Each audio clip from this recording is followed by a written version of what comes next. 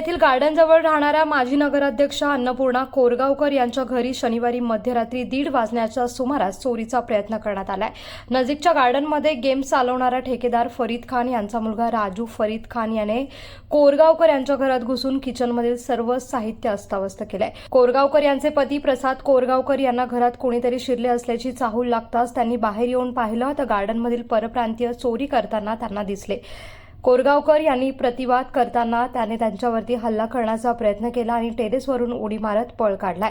तो कोरगावकर यांनी त्याला शिफातीने पकडून पोलिसांच्या स्वाधीन केलाय। परप्रांतीय कामगारांना कामावर ठेवताना त्यांची पोलिसात नोंद ठेवण्यात यावी अशी मागणी आता या घटनेनंतर माजी उपनगराध्यक्ष अन्नपूर्णा कोरगावकर यांनी पोलिसांकडे केली आहे। तर चोरी करताना संबंधित चोरटा हा सीसीटीव्ही कॅमेरामध्ये कैद झाला आहे। कोकणासह परिसरातील ताज्या घडामोडींसाठी सागर डिजिटलला सबस्क्राईब करा आणि नोटिफिकेशनसाठी बेल आयकॉनवर प्रेस करा।